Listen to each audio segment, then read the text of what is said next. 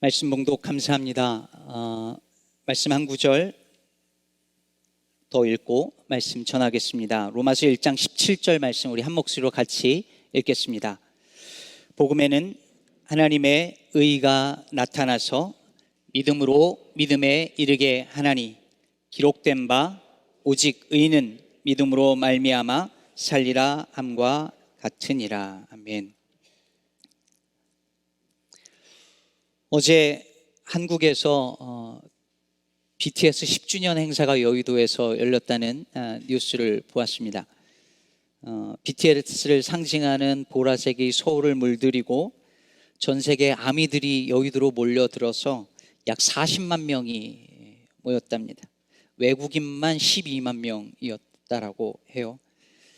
BTS 때문에 한국어를 배우고 또 한국 역사를 배우고 그러다가 아예 한국으로 유학을 오거나 한국에서 살겠다고 오는 외국인들이 그렇게 많답니다. 전 세계 사람들이, 특히 젊은이들이 그렇게 BTS에 열광하는 데는 많은 이유가 있을 텐데요. 신기하게도 그분들의 이렇게 일종의 간증을 들어보면 빠짐없이 나오는 이야기가 뭐냐면 BTS의 어떤 그런 기획력과 춤 이런 거보다 BTS 그 노래의 가사가 그렇게 좋다는 이야기가 빠지지 않습니다. 저는 이 가사를 이렇게 보지 않는 이상은 한국말인데도 들어도 뭔 말인지 잘 못 알아듣는 그 말을 이 외국인들이 다 알아듣고 가사가 너무 좋다고 하는 거예요. 그 노래들의 가사가 국경을 초월해서 요즘 젊은이들의 마음에 울림을 주고 공감을 준다는 것이 참 놀랍습니다. 그만큼 그 가사가 지금 이 시대를 살아가는 젊은이들의 삶과 또 고민 그리고 그 현실을 잘 반영하고 있다는 뜻이겠지요. 이 중에 BTS 아미가 있다면 여기까지만 해도 벌써 은혜를 받으셨으리라 생각이 듭니다. 근데 저는 이런 걸 보면서 언젠가도 말씀을 드렸지만 이렇게 마음속에 한편 이런 생각이 들어요. 이게 일종의 직업병인데 왜 교회에는 이런 노래가 없을까? 왜 교회는 우리들의 삶과 현실을 담아낼 수 있는 노래가 없을까? 저는 이게 너무 안타깝습니다. 물론 역사 속에서 수많은 신앙의 전통을 이어온 찬송가가 이 영적 유산으로서 너무너무 소중하지만 그와 동시에 오늘 이 시대를 살아가는 그리고 이 땅에서 살아가는 우리 그리스도인들의 삶의 이야기를 담은 노래는 왜 교회 안에서 찾아보기가 어려운 것일까요?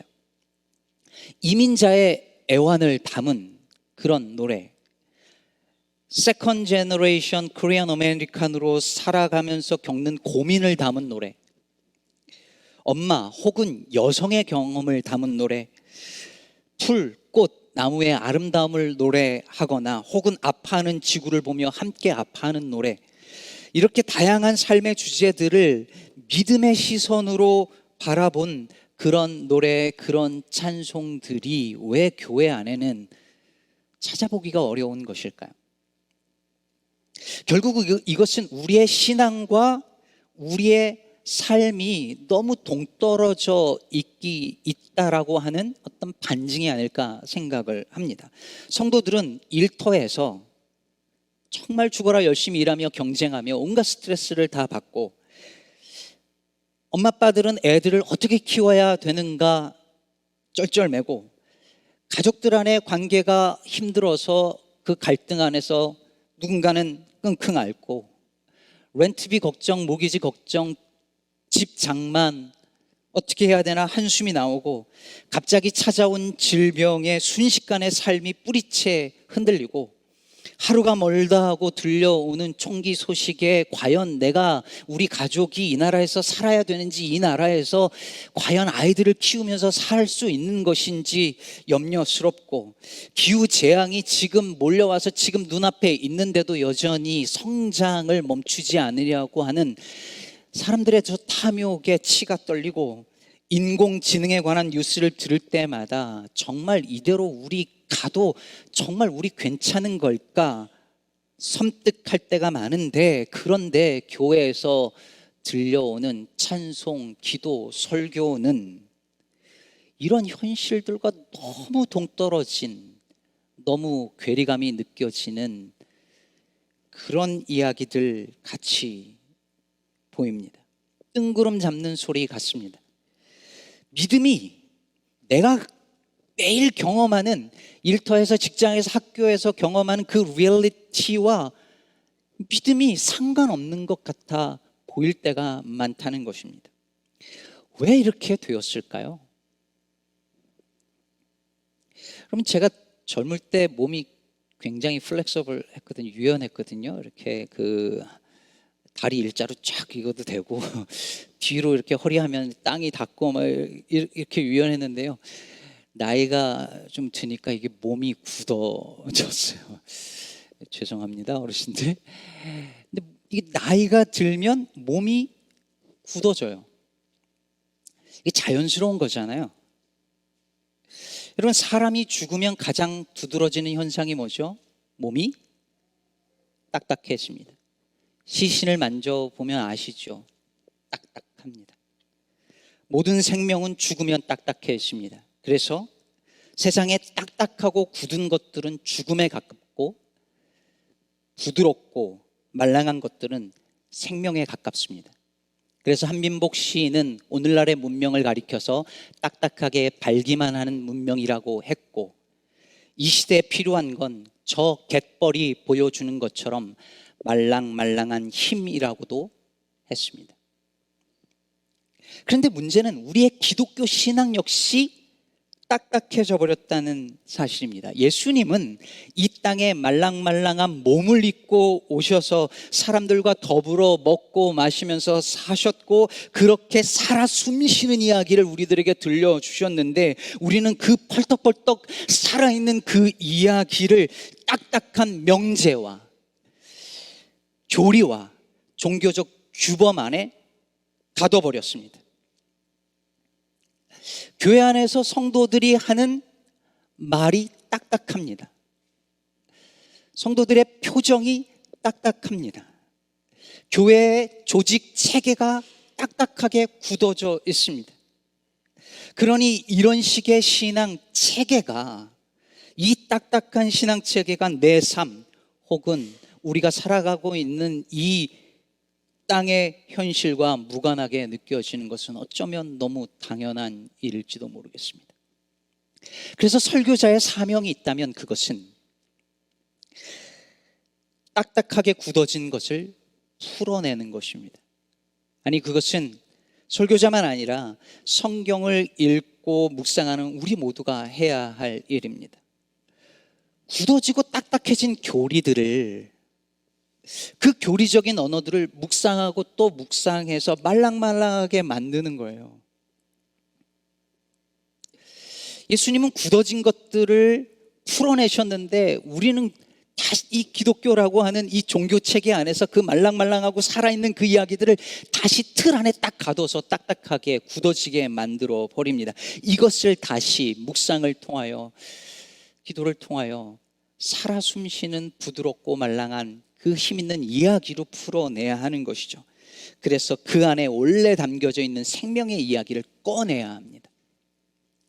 오늘 설교 제목이 복음 안에 나타난 하나님의 의입니다. 얼마나 재미없고 딱딱합니까? 설교를 듣고 싶은 마음이 일도 생기지 아니하는 재미없는 딱딱한 제목이죠. 그런데 이게 제가 지은 게 아니라 바울이 한 말 그대로입니다. 아까 읽은 로마서 1장 17절이 로마서 전체의 주제 구절이라고 하거든요. 거기서 말하잖아요. 복음에는 하나님의 의가 나타났다. 복음에 나타난 하나님의 의, 이게 로마서의 제목이라고 해도 과언이 아닌 중요한 말입니다. 그런데 복음에 나타난 하나님의 의, 이러면 이게 무슨 말인지 알아듣기가 어렵습니다. 복음은 뭐고 하나님의 의는 뭐죠? 그래서 우리는 이 단어들 안에 담겨져 있는 이야기들을 찾아서 들어야 해요. 로마서를 읽을 때 그 속에 담긴 이야기들을 풀어내서 들어야 합니다. 그래야 굳어진 것들이 풀어져서 살리는 언어가 됩니다. 미국의 소설가 플래너리 오코너가 이런 말을 했습니다. 잘 들어보세요. 이야기는 이야기가 아닌 다른 방식으로는 전달할 수 없는 것을 말한다. 누군가 이야기의 내용에 대해 묻는다면 그에게 해줄 수 있는 가장 적합한 답은 직접 읽어보세요. 한 문장이나 몇 개의 단어로 말을 할 수 없기 때문에, 이거를 풀어놓을 수 없기 때문에 어떻게 하냐면 이야기를 하는 거예요. 그래서 이야기는 이야기가 아닌 다른 방식으로는 이거를 어떻게 말을 할 방법이 없어요. 여러분, 복음이 그런 겁니다. 복음을 이신칭의 믿음으로 의롭게 됨, justification, sanctification, 이런 몇 단어로 복음을 담아낼 수가 없습니다. 그건 안 되는 일이에요. 그래서 예수님을 보면서 마태가 뭐라고 하냐면, 예수님 비유가 아니면 말씀하지 않으셨다라고 말합니다.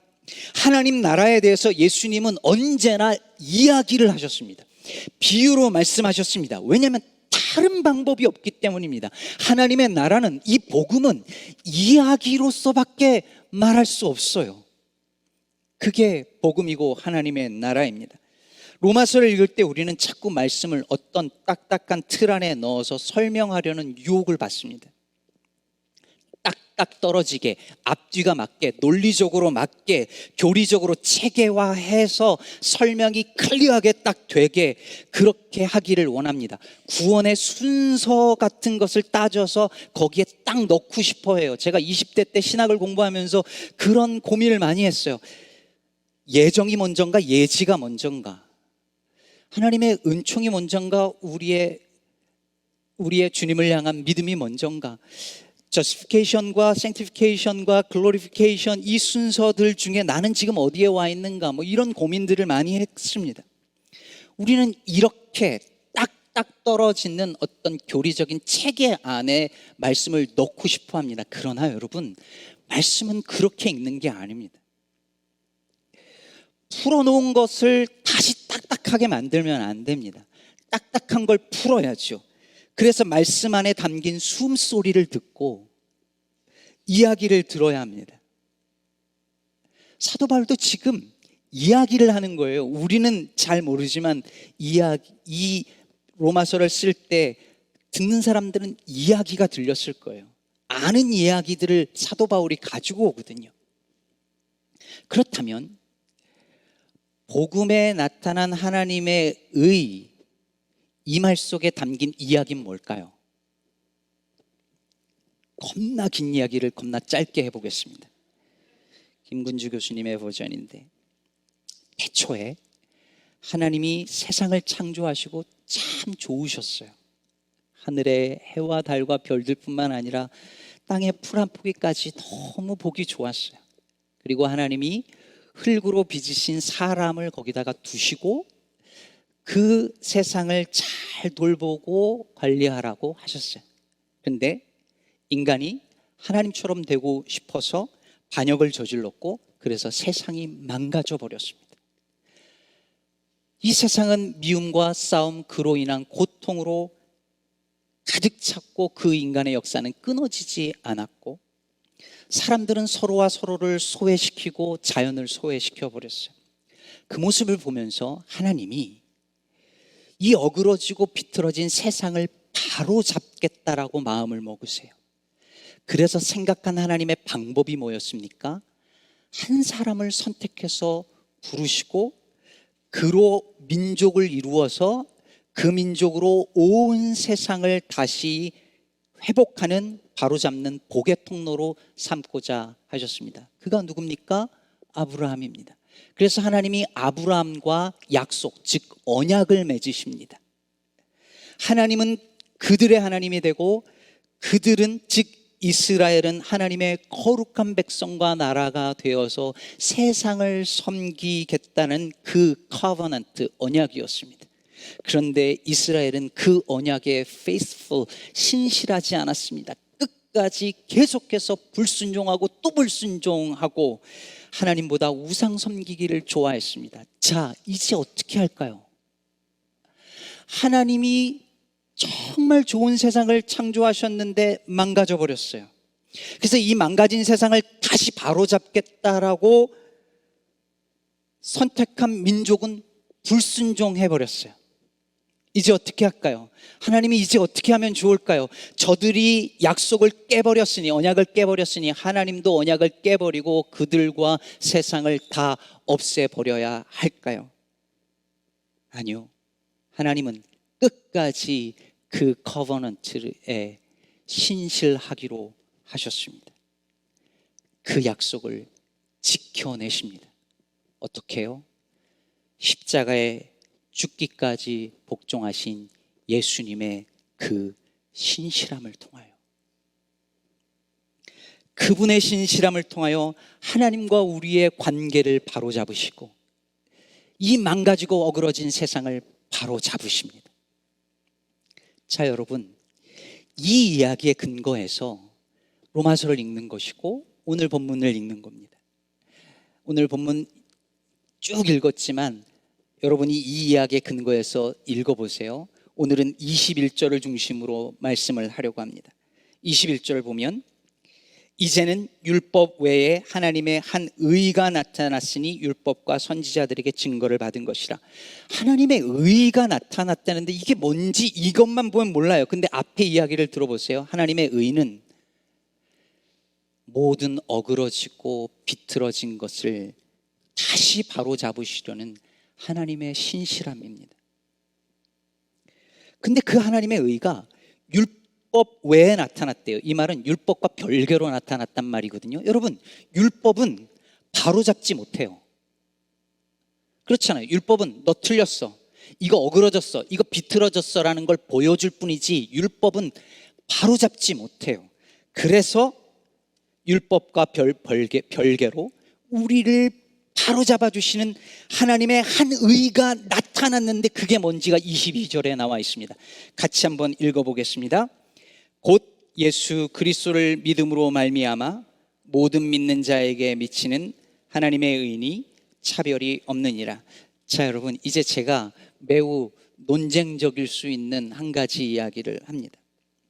여러분, 예수 그리스도를 믿음으로 말미암아 라는 이 말, 기독교에서 금가옥조로 여기는 이 예수 그리스도를 믿는 믿음이라고 번역된 피스티스 예수 그리스도는 전통적으로 예수 그리스도를 믿는 믿음을 가리키는 것으로 번역되어 왔지만 이것을 문자적으로 그대로 풀면 faith of Christ, 예수 그리스도의 믿음 혹은 예수 그리스도의 신실함을 가리키는 말입니다. 그렇게 하는 것이 문맥에도 더 잘 어울리고 바울이 로마서에서 말하려고 하는 메시지와도 잘 어울립니다. 여러분 생각해 보세요. 내가 믿어서 의롭게 되는 거예요? 예수님 때문에 의롭게 되는 거예요? 예수님 때문이잖아요. 그런데 내가 믿어서 의롭게 되는 거라면 내 믿음이 또 하나의 자격이 되고 조건이 되고 내 공로가 되는 거예요. 내가 믿었다니까? 그런데 그게 아니라 예수님 때문에, 예수님께서 십자가에서 자신을 들여서 순종하신 그 신실함 때문에 우리가 의롭게 되는 거잖아요. 그래서 이 하나님의 의는 차별이 없다라고 말하는 거예요. 이방인이든 무할례자든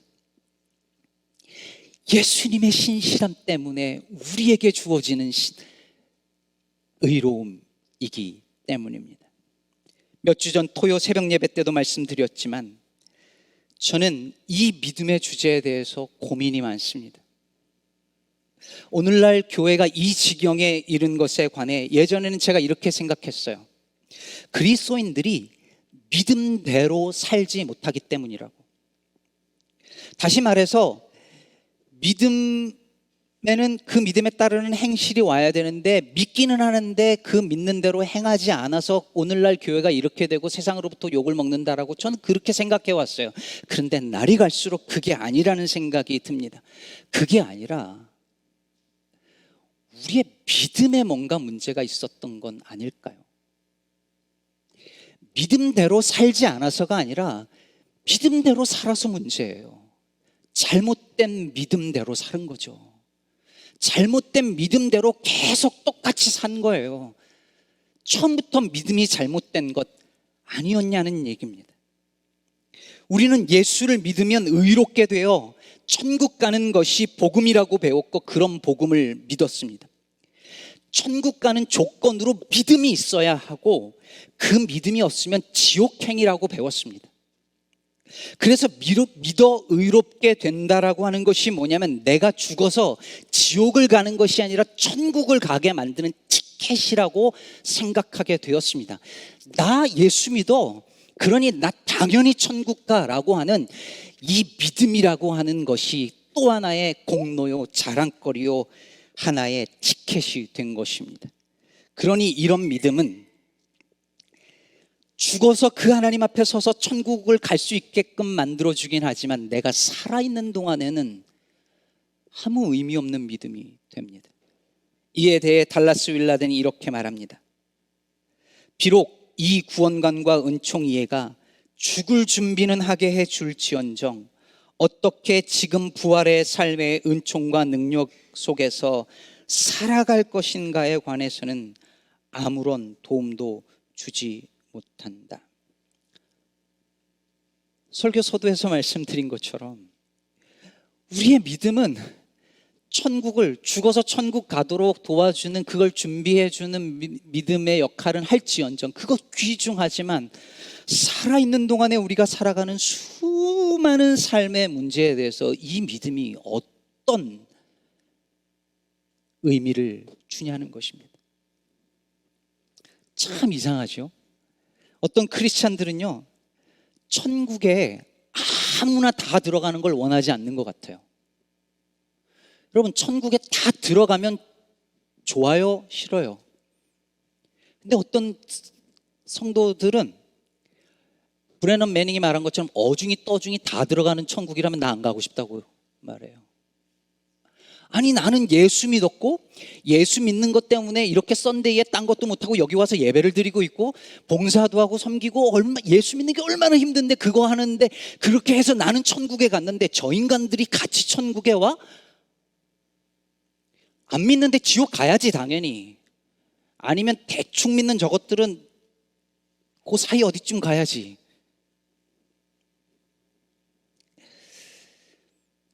여러분 이상하잖아요. 어느새 내가 가진 믿음이 내 공로가 되고 의의가 되고 자랑거리가 되어서 남을 판단하고 정죄하는 기준이 되어버린 건 아닐까요? 그러나 오늘 본문 27절은 말합니다. 그런즉 자랑할 때가 어디 있느냐? 있을 수가 없느니라. 무슨 법으로냐? 행위로냐? 아니라 오직 믿음의 법으로니라. 믿음은 어떤 경우에도 자랑할 수 없다는 것입니다. 내가 믿는다는 사실이 내가 당연히 의롭게 되어야 된다라고 하는 자격 조건으로 공로로 내세울 수 있는 게 아닙니다. 그렇다면 우리의 믿음은 무엇일까요? 우리는 안 믿어도 되는 걸까요? 우린 무엇을 믿는 것일까요? 하나님께서 모든 어그러진 것들을 바로 잡으신다는 그 하나님의 신실하심을 트러스트하는 것입니다. 십자가에 나타난 예수님의 신실하심을 통하여 내 믿음이 있기 전에 예수님의 신실하심이 먼저 있어 그 신실하심을 통해 이 세상의 모든 깨어지고 비틀어진 그것들을 하나님이 바로잡기 시작하셨고 마침내 이루실 것이라는 사실에 대한 신뢰입니다. 그리고 그렇게 바로 잡으시는 하나님의 그 의의 일에 함께 하자고 하나님이 손을 내미실 때 네 하고 순종하는 믿음입니다. 사랑하는 여러분, 만약에 여러분이 뭔가를 바로 잡으실 수 있다면 뭘 바로 잡고 싶으신가요?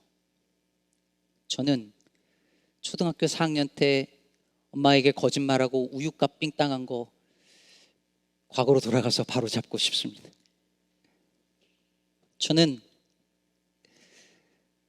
제 아버지가 술독에 빠져서 그렇게 고통스러워하던 그 시절로 돌아가서 그 모습, 그 가정 바로 잡고 싶어요. 여러분은 뭘 바로 잡고 싶으십니까? 어떤 분은 병들어 버린 몸을 바로 잡고 싶을 테고, 깨져버린 누군가의 관계를 바로 잡고 싶으실 겁니다. 다음 주가 6.25인데 남북으로 갈라진 조국의 그 아픈 현실을 바로잡고 싶어 하기도 하고, 미국과 한국 이 좌우로 쫙 갈라진 나라를 바로잡고 싶어 하기도 합니다. 병들어 끙끙 앓고 있는 이 생태계를 정말이지 바로잡고 싶습니다. 어떻게 할 수 있을까요? 어떻게 개인의 삶과 공동체와 이 세상을 바로잡을 수 있을까요? 어떤 이는 바로잡기 위해 돈의 힘을 믿고, 어떤 이는 세상을 바꾸기 위해 정치의 힘과 이념을 믿습니다. 기술 발전과 그리고 과학이 결국은 세상을 바로잡을 거라고 믿는 사람들도 있습니다. 그러나 그리스도인들은 신실하신 하나님께서 세상 사람들이 미련하다고 말하는 그 십자가에서 보여주신 신실하심으로 하나님이 반드시 바로 잡으실 것을 믿는 사람들입니다. 지난주 시애틀에서 한인 부부가 길거리에서 총격으로 희생되는 일이 있었습니다. 뉴스 보셨을 겁니다. 차를 타고 신호를 기다리고 있는데 총성이 들려왔고, 남편은 본능적으로 임신 8개월인 아내를 감싸 안았는데 남편은 팔에 총상을 입고 아내와 뱃속의 아이는 사망했습니다. 2살 배기 아들은, 남아있는 아들은 아직 엄마의 죽음을 알지 못한다는 기사도 보았습니다. 여러분, 우리가 사는 이 미국은 미친 사회입니다. 미친 세상입니다. 비틀어질 대로 비틀어진 망가진 사회입니다. 이런 세상을 살면서 믿는다는 건 무슨 의미입니까? 믿음은 무엇입니까? 이 악하고 왜곡된 세상에서 살면서 나는 예수 믿어 의롭게 되어서 안전하다고 자랑하는 믿음입니까? 그럴 수 없습니다. 지금 눈앞의 현실은 암울하고 아무런 소망이 없고 이 사회에는 답이 없는 것 같이 보여도 하나님께서 이 깨어진 세상을 치유하시며 바로잡으시는 의로우신 하나님이라는 사실을 우리는 신뢰합니다. 그리고 그 하나님 나라 백성으로 우리 역시 이 세상을 바로잡으시는 의의 도구가 되어 사는 것, 그것이 우리가 믿는다라고 말할 때에 그 의미가 되어야 하지 않겠습니까? 말씀을 맺겠습니다. 도종환 시인이 어떤 마을이라는 시를 썼는데요, 사람들이 착하게 사는지 별들이 많이 떴다.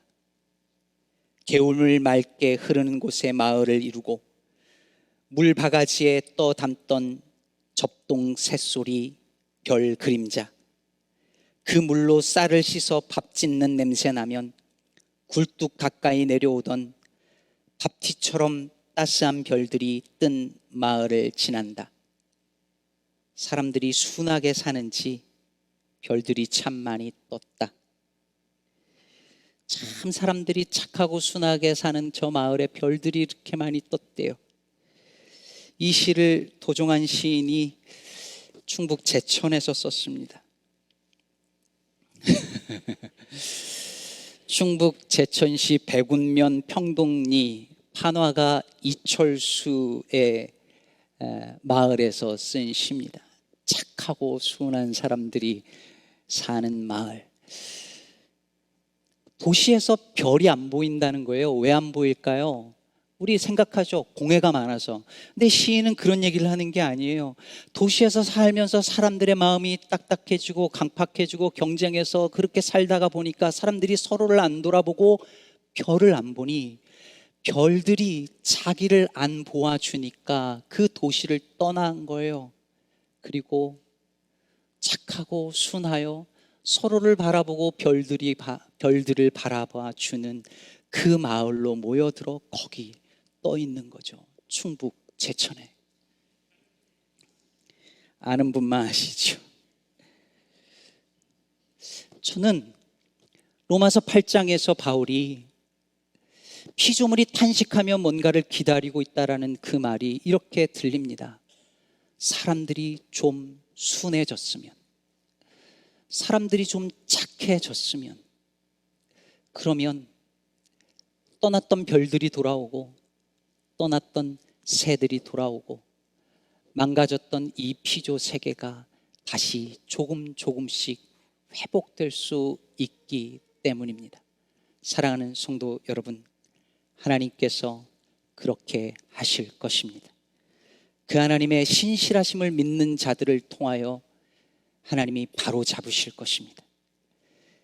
우리 안에 착한 일을 시작하신 그분이 그리스도의 예수의 날까지 그 일을 이루실 것을 믿는 믿음으로 세상에 어그러진 것들을 바로잡는 하나님의 의의 도구가 되어 살아가는 저와 여러분 되기를 주의 이름으로 축복합니다.